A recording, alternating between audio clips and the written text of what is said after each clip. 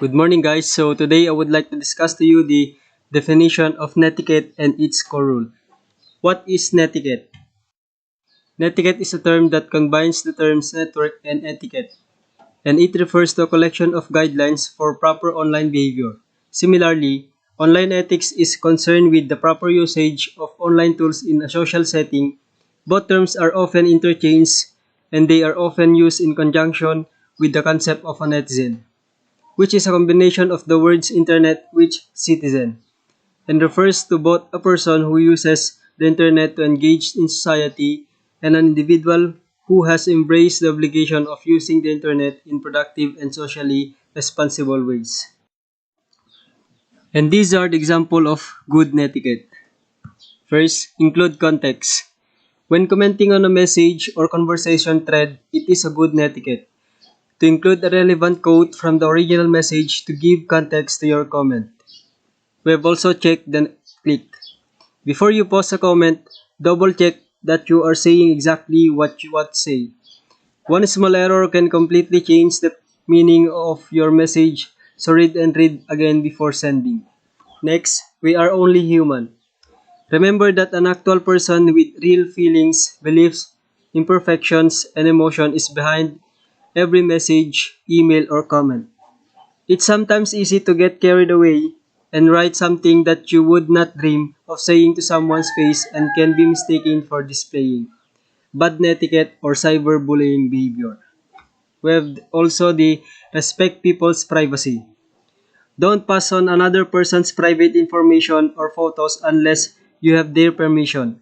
Not only is this bad etiquette, but you may also be accused of cyberbullying, doxing, or online harassment. And the last one is avoid conflict. Trading insults and abuse is bad etiquette. It is pointless and negative and could get you banned from the platform or community. Avoid being drawn into fights and never post abusive content on social media. This is result in your accounts being suspended.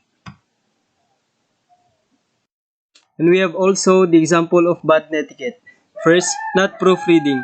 By not reading what you have wrote before pressing post or send, you could be saying something you didn't intend to say.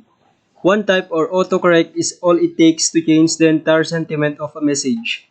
This can potentially cause unnecessary distress or offense to the recipient. Next, inappropriate joke. It is considered bad etiquette to make jokes that would be deemed as inappropriate by others, especially when replying to a thread of message or comments on an existing post.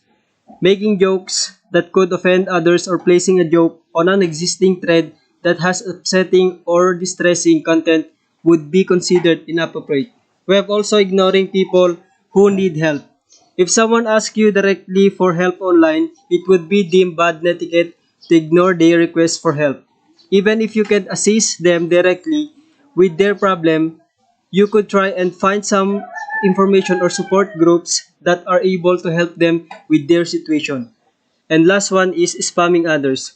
When it comes to organizations managing their customer service using social media platforms such as Twitter and Facebook, it can be challenging to stand out when using social media and online forums.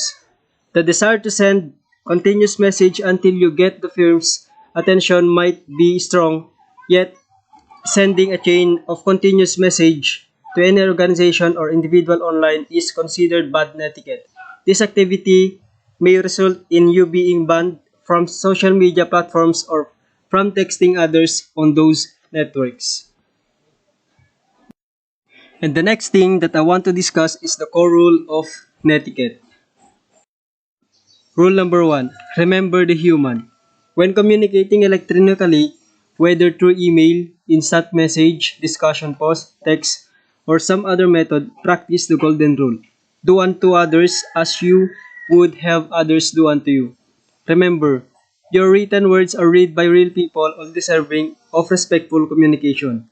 Before you press send or submit, ask yourself, would I be okay with this if someone else had written it?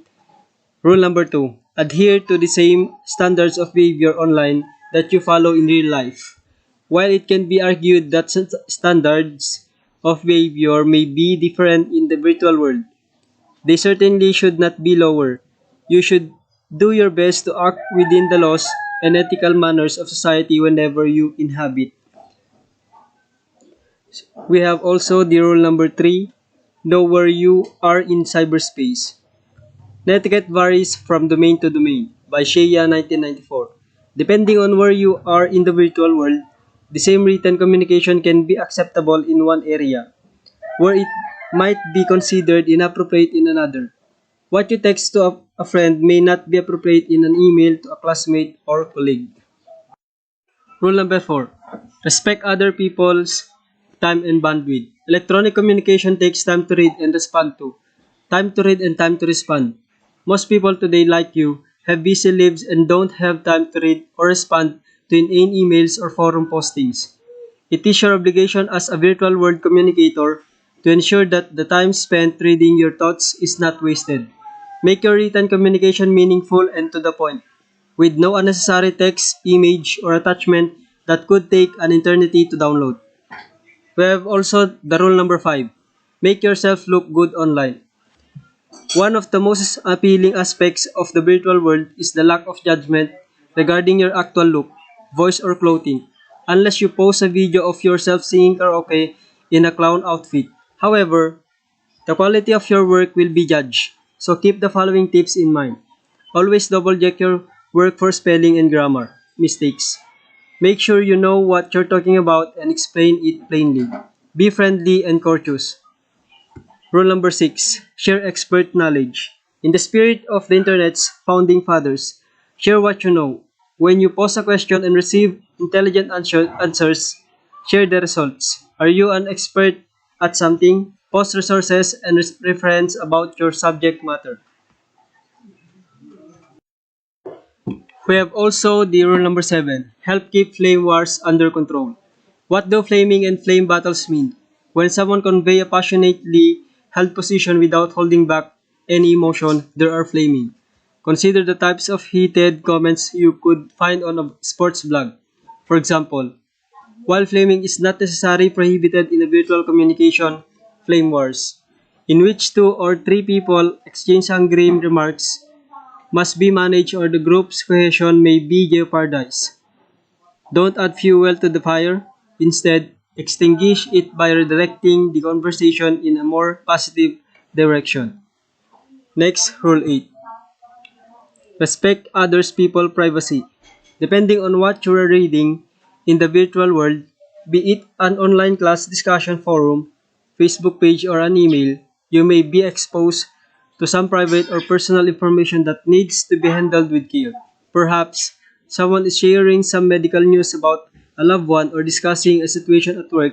What do you think would happen if this information got into wrong hands? Embarrassment, hurt feelings, loss of jobs, just as you expect others to respect your privacy.